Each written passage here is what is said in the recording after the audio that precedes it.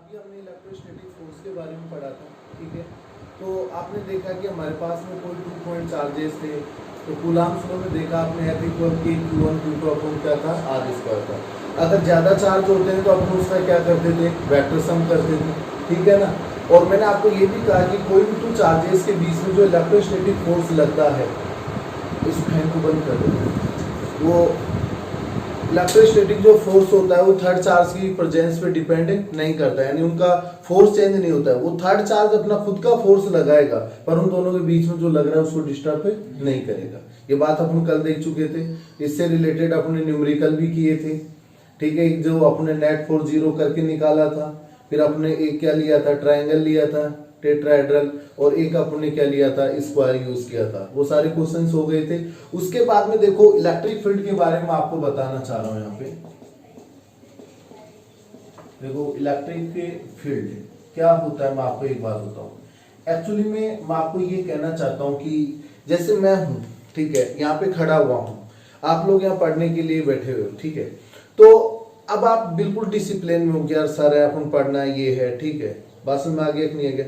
अब जैसे आप रूम से बाहर निकले तो मकान तक आपको ये रहेगा कि यार सर का मकान आसपास, ठीक है। आप और आगे जाएंगे, किसी गली में जाएंगे तो हमें लगेगा कि यार अब वो आदमी ना तो दिख रहा है ना उसका, यहाँ कोई गड़बड़ करेंगे तो उसको पता चलेगा। तो इसका मतलब वहां पे आप क्या हो गए, फ्री हो गए, यानी वहां तक कोई एक निश्चित लिमिट तक मेरा क्या था, इफेक्ट था। बात समझ में आ गया। तो इसका मतलब वो मेरा क्या हो गया, फील्ड हो गया। क्या हो गया, फील्ड हो गया। इसी तरह से कोई भी जो चार्ज होता है, उसके चार्ज या कोई भी चार्ज का ग्रुप हो, उसके चारों तरफ का वो एरिया या वो रीजन जिसके अंदर कोई भी इंफ्लुएंस हो, बात में आगे ऑब्जेक्ट हो, जैसे मान लो ये चार्ज रखा हुआ है, अब मैं कोई दूसरा चार्ज लेके आऊं तो उसके ऊपर कितने रीजन में फोर्स लग रहा है, तो उसका इफेक्ट जितने में आता है उसको हम क्या बोल देते हैं, इलेक्ट्रिक फील्ड बोल देते हैं। क्या बोल देते हैं, इलेक्ट्रिक फील्ड। बात समझ आ गया। तो मैं आपको ये कह रहा हूं कि जो इलेक्ट्रिक फील्ड के बारे में आपको बता दिया कि कोई भी जो यहाँ पे बात कर रहे हैं कि उसका जो इफेक्ट कितने रीजन में आ रहा है, उसको अपन किससे डिफाइन करते हैं, इलेक्ट्रिक फील्ड से डिफाइन करते हैं। किससे करते हैं, बात समझ में आ गया कि नहीं आ गया। तो मैं आपको ये कह रहा हूं कि एक बात तो ये आप समझ गए होंगे, जैसे ये क्यू चार्ज है यहाँ पे, ठीक है, बात समझ में आ गया। अब इसके जैसे मान लो मैं आपको ये कह रहा हूँ कि क्यू नोट चार्ज में लेके आ रहा हूँ, अब यहाँ पे इस पे फोर्स लग रहा है, इन्फ्लुएंस हो रहा है भाई इस पे, ठीक है, और इसके बाहर ले जाने के बाद में इस पे फोर्स कितना हो गया, 0। तो मैं ये कहूंगा कि इतने रीजन में क्या है बेटा, इलेक्ट्रिक फील्ड है। तो उसको हमने क्या नाम दे दिया, इलेक्ट्रिक फील्ड दे दिया। क्या नाम दे दिया उसको, इलेक्ट्रिक फील्ड दे दिया, ठीक है। तो ये बात समझ में आ रही है कि नहीं आ रही है। अब मैं आपको ये कह रहा हूं, देखो यहां से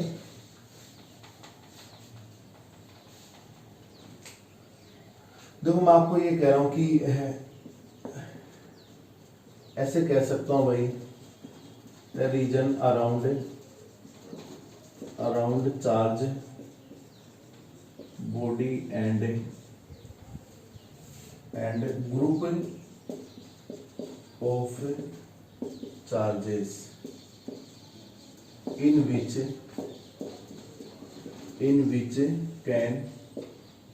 कैन ऑब्जर्व्ड इन्फ्लुएंस, ठीक है भाई, बात समझ आ गया। तो उसको अपन क्या बोलते हैं, इलेक्ट्रिक फील्ड बोलते हैं। क्या बोलते हैं, इलेक्ट्रिक, यानी उसमें कोई इफेक्ट आए, सीधा मतलब ये ऐसा रीजन उसके चारों तरफ का जिसमें उसके ऊपर कोई इफेक्ट महसूस हो बेटा, ठीक है, बात समझ आ गया। उसको इन्फ्लुएंस हो, ये आ गया भाई, बात समझ आ गया। उसको अपन क्या बोलते हैं, इलेक्ट्रिक फील्ड बोलते हैं। क्या बोलते हैं उसको, इलेक्ट्रिक फील्ड बोलते हैं। अब मैं आपको ये कह रहा हूं कि इसमें क्या होता है, इलेक्ट्रिक फील्ड के बारे में अगर अपन बात करते हैं यहां से, तो जो चार्ज इलेक्ट्रिक फील्ड प्रोड्यूस करता है उसको हम बोलते हैं सोर्स चार्ज। क्या बोलते हैं, सोर्स चार्ज। सोर्स, बात समझ आ गया कि वो उसका सोर्स हो गया, उसको हम बोलते हैं सोर्स चार्ज, ठीक है, बात समझ आ गया। तो मैं आपको ये कह रहा हूं कि भाई charge produce electric field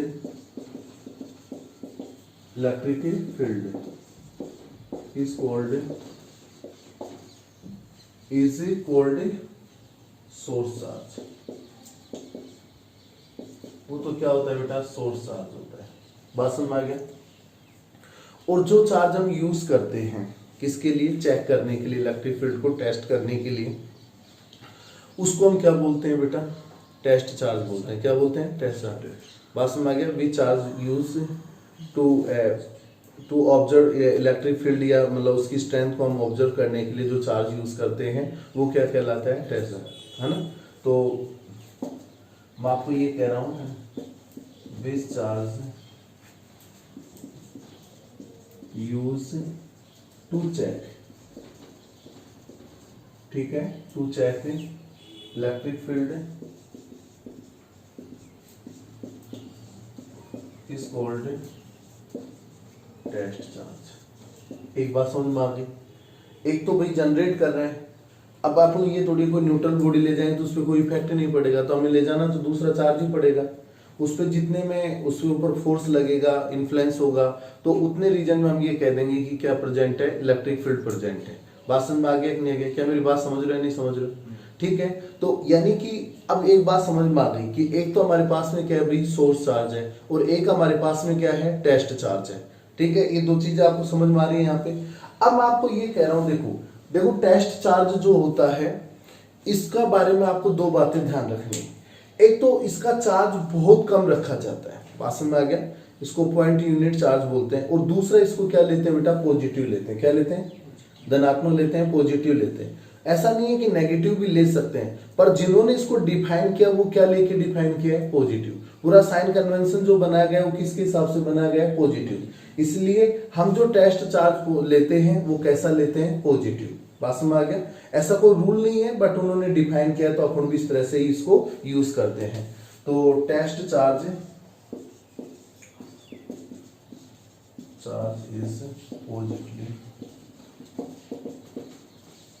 positively charge, ठीक है, पॉजिटिव चार्ज होता है बेटा। ये बात समझ में आ गया कि नहीं आ गया? तो ये आपको यहां तक बातें समझ में आ रही कि नहीं है? ठीक है, कि बात समझ रहे हो नहीं समझ रहे हो? ठीक है, अभी दो तीन बातें याद रखनी। इलेक्ट्रिक फील्ड क्या होता है ये कोई नहीं पूछता। इलेक्ट्रिक फील्ड इंटेंसिटी के बारे में जरूर पूछ लेते हैं कि right the definition of electric field intensity, है ना। तो मैं आपको ये कह रहा हूं बेटा, यहां तक वो बातें समझ गए होंगे शायद आप। तो हम आगे और डिस्कस करते हैं, तो अपन देखते हैं इसको।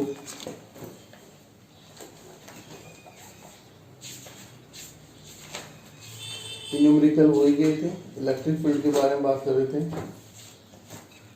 अब देखो मैं आपको ये चीज बताई दी भाई, टेस्ट चार्जेस पॉजिटिव होता है, ठीक है। अब हम बात करेंगे इलेक्ट्रिक फील्ड इंटेंसिटी की। देखो मैं आपको ये कह रहा हूं कि जब भी इलेक्ट्रिक फील्ड इंटेंसिटी की बात करें तो भाई हर जगह क्या कि सेम वैल्यू नहीं होता है बेटा। एक बात बताओ मेरे को, ये मेरे पास सोर्स चार्ज क्यू है और ये टेस्ट चार्ज क्या है बेटा? क्यू नोट है। तो क्या हर जगह इस पे सेम फोर्स लगेगा क्या? तो जैसे जैसे पास में आएगा तो फोर्स क्या होगा? ज्यादा लगेगा। बात समझ? अब ये यहाँ था, डिस्टेंस ज्यादा है, आपको पता है F इज इक्वल टू के Q1 Q टॉप ऑन क्या होता है बेटा? R square. तो हर जगह सेम इफेक्ट होगा क्या इसके ऊपर? नहीं होगा। इसका मतलब सेम हर जगह सेम इफेक्ट नहीं है, तो हर जगह इलेक्ट्रिक फील्ड भी क्या नहीं है बेटा? सेम नहीं है। बात समझ आ गया? तो किसी भी एक पॉइंट पे इलेक्ट्रिक फील्ड की स्ट्रेंथ को डिफाइन करने के लिए हम क्या यूज करते हैं? Electric field intensity. क्या यूज करते हैं? कि भाई यहाँ पे इलेक्ट्रिक फील्ड इंटेंसिटी इतनी है, यानी एक तरह से इसको मैथमेटिकली फॉर्म दिया गया है, ठीक है। क्योंकि हर जगह सेम नहीं होता है, तो उसको डिफाइन करने के लिए क्या यूज करते हैं? इलेक्ट्रिक फील्ड इंटेंसिटी, विद्युत क्षेत्र की तीव्रता। बात समझ में आ गया? बात समझ में आ गया? इलेक्ट्रिक फील्ड इंटेंसिटी यूज करते हैं। तो अब मैं आपको ये कह रहा हूं, देखो इलेक्ट्रिक फील्ड इंटेंसिटी के बारे में हम बात करते हैं यहाँ पे।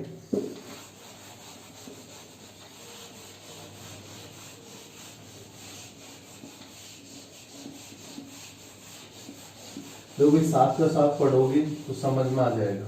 अगर बहुत सारे इकट्ठा कर लोगे तो फिर नहीं बात पड़ेगी। ये शुरू का ये फर्स्ट चैप्टर है, इसको सीख लोगे 4-5 चैप्टर में थोड़ा फायदा रहेगा, तो इसमें थोड़ी मेहनत कर लो, ठीक है ना। फिर आगे तो क्या यही चीजें कन्वर्ट होती चली जाएंगी, ठीक है। अब मैं आपको ये कह रहा हूं, देखो बेटा यहां से इलेक्ट्रिक फील्ड इंटेंसिटी, ठीक है, हिंदी में बोलो तो इसको विद्युत क्षेत्र की तीव्रता, ठीक है बेटा। तो मैं आपको ये कह रहा हूं कि electric field intensity explain the strength of electric field, ठीक है। ये बात समझ आ गया। एट एनी पॉइंट है इनसाइड द इलेक्ट्रिक फील्ड, भाई वो तो होगा तो इलेक्ट्रिक फील्ड के अंदर ही, बाहर तो कुछ उसका इफेक्ट होगा ही नहीं ना। तो electric field intensity, electric field intensity, तो ये डेफिनेशन से याद करनी पड़ेगी भाई। Electric field intensity, electric field intensity explain strength of electric field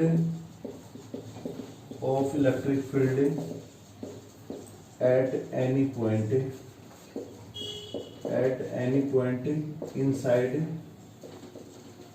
inside the electric field.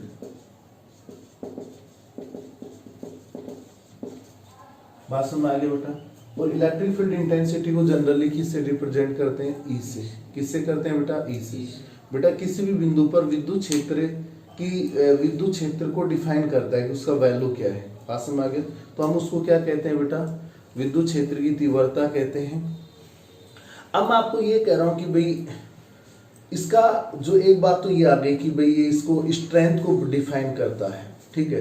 अगर आप इसकी डेफिनेशन की बात करें तो जिस पॉइंट पर आप इलेक्ट्रिक फील्ड इंटेंसिटी निकालना चाहते हो, सुनो बेटा ध्यान से, जिस पॉइंट पे आप इलेक्ट्रिक फील्ड इंटेंसिटी निकालना चाहते हो वहां पे positive unit test charge use करो, ठीक है। और उसके ऊपर वहां जितना फोर्स लगता है वही क्या होती है? उसकी इलेक्ट्रिक फील्ड इंटेंसिटी होती है। क्या होती है? तो electric field intensity at any point inside the electric field as the force experienced by a unit positive test charge. Unit positive test, सीधी सी बात है, इसका ये फॉर्मूला होता है, देखो E vector is equal to F vector upon क्या होता है बेटा? Q नॉट, ठीक है। तो ये यूनिट हो जाए, पॉजिटिव हो जाए तो फोर्स किसके इक्वल आ जाएगा? Electric field intensity. तो कुछ डेफिनेशंस तो फॉर्मूले से बन जाती हैं। अगर आपको फॉर्मूला ध्यान है तो हम आराम से बना सकते हैं कि भाई electric field intensity is defined, बात समझ आ गया, defined at any point inside the electric field, force experienced by the positive unit test charge.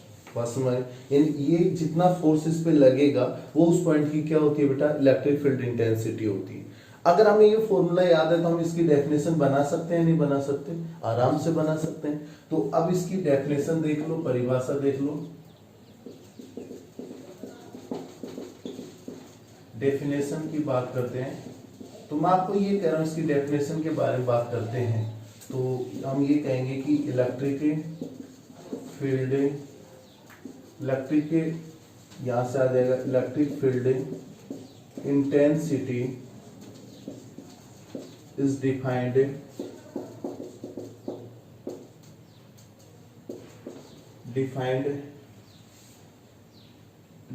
as force experienced by positive unit test charge, ठीक है बेटा। बात समझ आ गई। डेफिनेशन आप अपने हिसाब से भी लैंग्वेज बना सकते हो, ऐसी कोई जरूरी नहीं है, ठीक है। इतनी बात समझ गई। अब मैं आपको ये कह रहा हूं कि जिस पॉइंट पे हम इलेक्ट्रिक फील्ड इंटेंसिटी कैलकुलेट करना चाहते हैं उस पे सपोज दैट एक्सपीरियंस फोर्स कितना है बेटा? F वेक्टर है। कितना है? F vector. और पॉजिटिव यूनिट जो टेस्ट चार्ज है वो क्या है बेटा? Q नॉट है, ठीक है। तो मैं आपको ये कह रहा हूं भाई कि force experienced by positive unit test charge at any point inside the electric field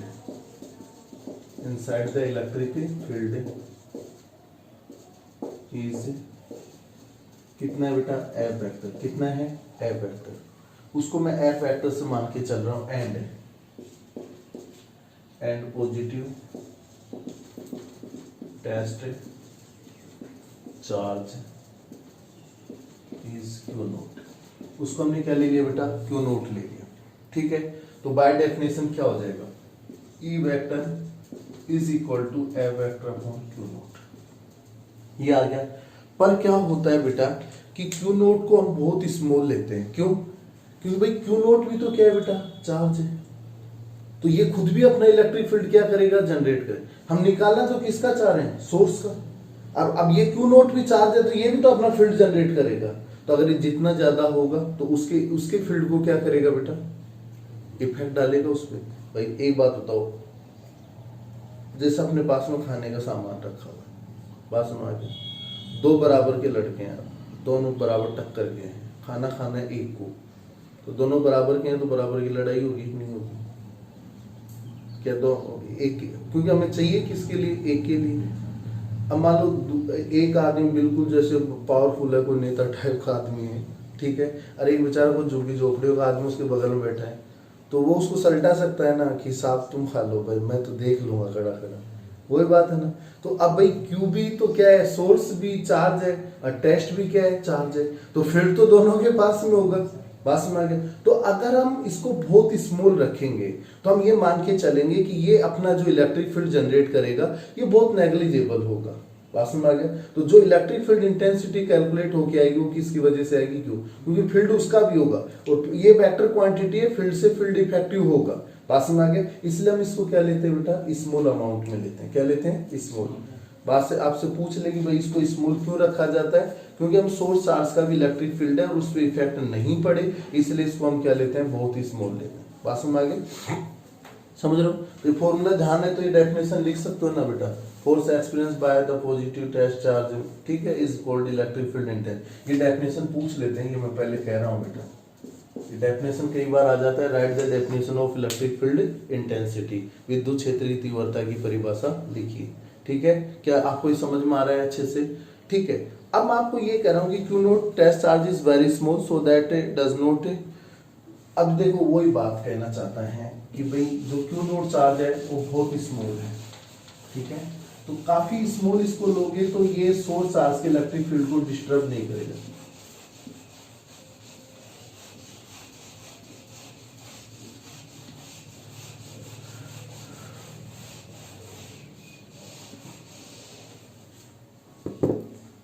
तो यहां तो बात हो गई बेटा। अब मैं आपको ये कह रहा हूं source test charge is very small,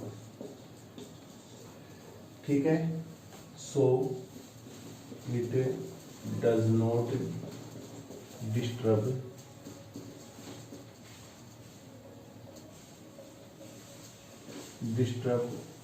electric field of source charge. मतलब समझ में आ गया बेटा, क्यों लेते हैं इसको, कि सोर्स चार्ज के इलेक्ट्रिक फील्ड को डिस्टर्ब नहीं करे। बात समझ में आ गया कि नहीं आ गया, ठीक है। अब मैं आपको ये कहना चाहता हूं, तो हम इस तरह से लगा देते हैं बेटा, इसमें E vector is equal to limit Q naught tending to 0, और ये आपके पास में क्या आ गया बेटा, एफ वेक्टर अपॉन क्यू। ये समझ में आया बेटा, यानी 0 तो नहीं है पर अप्रोक्सीमेट क्या है बेटा, 0 है। लिमिट का मतलब सीमा होता है, यानी कि वो 0 की ओर टेंड कर रहा है, यानी 0.0000001 इस टाइप का है। बात समझ में आ गया। 0 हो जाएगा तो फिर कोई इफेक्ट नहीं होगा ना, बट 0 नहीं है पर 0 के क्या बेटा, अप्रोक्सीमेट इक्वल है। तो इस तरह से इस फॉर्मूले को क्या किया जाता है, यूज किया जाता है। समझ में आया कि नहीं है? अभी तक मैंने जो रामायण पढ़ाई है ना, इसमें सब थ्योरी था। काम की दो बातें, कि एक तो इलेक्ट्रिक फील्ड की थीम आपके माइंड में आनी चाहिए, क्या होता है, यानी कोई भी चार्ज या चार्ज का ग्रुप है जिसमें कोई भी टेस्ट चार्ज को क्या होता है, इन्फ्लुएंस ऑब्जर्व करता है, ठीक है, उसको हम क्या बोलते हैं बेटा, इलेक्ट्रिक फील्ड बोलते हैं। और उसकी स्ट्रेंथ निकालने के लिए, इलेक्ट्रिक फील्ड तो चारों तरफ हो गया, अब उसकी स्ट्रेंथ किस पॉइंट पे क्या स्ट्रेंथ है, उसको हम किससे डिफाइन कर देते हैं, इलेक्ट्रिक फील्ड इंटेंसिटी से। उसका डेफिनेशन क्या दिया, कि इलेक्ट्रिक फील्ड के अंदर किसी भी पॉइंट के ऊपर टेस्ट चार्ज, जो पॉजिटिव टेस्ट यूनिट चार्ज है, वो जितना फोर्स उसके ऊपर लगता है, बात समझ में आ गया, वही क्या होता है, उस पॉइंट की इलेक्ट्रिक फील्ड इंटेंसिटी होती है। सही बताओ, यहां तक समझ में नहीं है, बोलो। अब एक बात बता बेटा मेरे को, इलेक्ट्रिक फील्ड इंटेंसिटी जो है ना, ये कैसी क्वांटिटी है बेटा, वेक्टर है। कैसी है, वेक्टर है। देखो आपको जब भी ये कहा जाए कि it is a vector quantity, तो उसके आगे क्वेश्चन मार्क चिन्ह लगा दिया, क्योंकि इसका वेक्टर है तो इसकी डायरेक्शन किधर होगी, बात समझ आ गई। वेक्टर है तो उसका मैग्नीट्यूड भी होगा और क्या होगा बेटा, डायरेक्शन भी होगा। तो जब भी आपको कोई ये कहे कि it is a vector quantity, तो आप ये सोचो कि भाई ये वेक्टर है तो इसका डायरेक्शन किधर होगा। तो इलेक्ट्रिक फील्ड इंटेंसिटी का जो डायरेक्शन होता है वो फोर्स की डायरेक्शन में होता है। किसकी डायरेक्शन होता है भाई, उस पॉइंट पे फोर्स उसके ऊपर किस डायरेक्शन में लग रहा है, वही डायरेक्शन किसकी होती है बेटा, इलेक्ट्रिक फील्ड इंटेंसिटी की होती है। किसकी होती है, इलेक्ट्रिक फील्ड इंटेंसिटी की डायरेक्शन होती है। क्या ये बात समझ में आ गई आप लोगों को? ठीक है, तो सबसे पहले मैं कह सकता हूं कि भाई इलेक्ट्रिक फील्ड इंटेंसिटी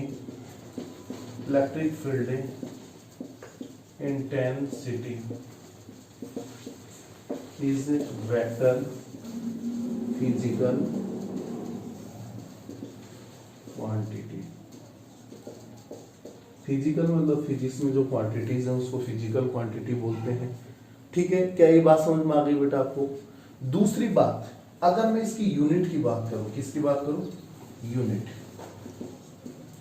तो बताओ बेटा फोर्स का यूनिट क्या होता है, न्यूटन, और चार्ज का क्या होता है, कूलम होता है। तो क्या मैं ये लिख सकता हूँ न्यूटन पर कूलम? क्या मैं लिख सकता हूँ न्यूटन पर कूलम? बेटा इसका एक और यूनिट होता है, अपन तीसरे चैप्टर में एक रिलेशन आएगा, E is equal to, E vector is equal to बेटा del V upon del L, या आप ये भी कहोगे यहाँ पे, तो dV अपॉन dr भी कह सकते हो। इस तरह का इसका एक रिलेशन आएगा आपके पास में। E इलेक्ट्रिक फील्ड है, dV बेटा पोटेंशियल डिफरेंस है। क्या है, पोटेंशियल डिफरेंस होता है, विद्युत विभव होता है। ठीक है, विभवांतर बोल सकते हो। और dr क्या होती है बेटा, डिस्टेंस होती है। तो जो आपका पोटेंशियल होता है, विभव होता है, उसका यूनिट होता है बेटा वोल्ट। क्या होता है, वोल्ट। और डिस्टेंस का क्या होता है, मीटर। तो electric field is equal two volt पर क्या होता है बेटा, मीटर भी होता है। तो इसका एक यूनिट और होता है वोल्ट पर मीटर, और शॉर्टकट में इसको अपन V अपॉन क्या लिख देते हैं, M से यूज करते हैं। तो ये तो इसके क्या हो गए बेटा जी, यूनिट हो गई। क्या हो गए इसके, यूनिट। तो न्यूटन पर कूलम और वोल्ट पर मीटर ये दोनों ही मिल सकते हैं आपको कहीं भी। ठीक है, क्या याद रह जाएंगे आपको? मैं बार बार क्या कह रहा हूं कि यूनिट और डायमेंशन निकालने के लिए आपको उससे रिलेटेड फॉर्मूला ध्यान होना चाहिए। बात समझ आ गया? और उसको जो आपकी फंडामेंटल यूनिट्स हैं उनमें कन्वर्ट कर लो तो डायमेंशन आराम से बन जाएगा। ठीक है, जैसे अगर मैं इसकी वीमा लिखना चाहूँ, डायमेंशन लिखना चाहूँ बेटा, तो क्या होगा देखो,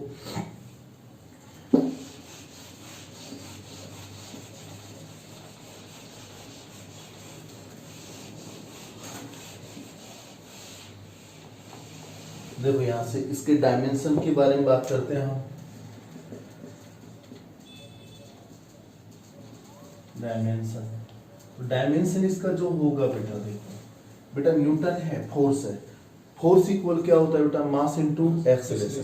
बेटा द्रव्यमान गुना क्या होता है, त्वरण होता है। ठीक है, तो मास इनटू क्या होता है, एक्सेलरेशन। मास को किस में लेते हैं, केजी में, और एक्सेलरेशन का यूनिट क्या होता है, मीटर पर सेकेंड स्क्वायर।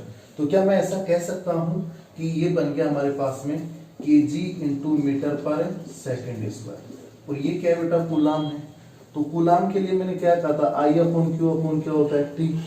तो बेटा करंट के लिए एम्पियर, चार्ज के लिए कूलाम टाइम, तो 1 coulomb is equal two ampere into क्या होता है, सेकेंड।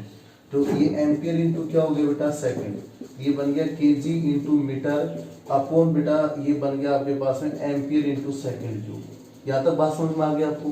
तो इसका डायमेंशन बनाएंगे MLTA, तो ये केजी की पावर कितनी है, 1 है। M का मतलब क्या होता है, मास। L का मतलब क्या होता है, लेंथ। T का मतलब क्या होता है, टाइम। और A का मतलब एम्पियर करंट से है। क्या यहाँ तक बातें समझ में आ रही? तो जो ऊपर होता है उसकी पावर किस में यूज करते हैं, प्लस में, और जो नीचे होते हैं उनकी पावर किस में काम में लेते हैं, माइनस में।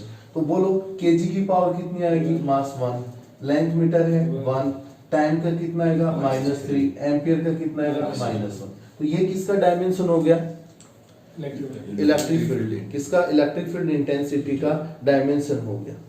तो डायमेंशन रट्टा नहीं मारना, उसका बेसिक फॉर्मूला याद रखो, थोड़ा कन्वर्ट करना आपको आना चाहिए तो आराम से हो जाता है।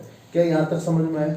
अभी तक इलेक्ट्रिक फील्ड इंटेंसिटी कोई भी पॉइंट पे निकालना है तो वहां फोर्स कैलकुलेट कर लो, यूनिट चार्ज से क्यू नोट से डिवाइड कर दो।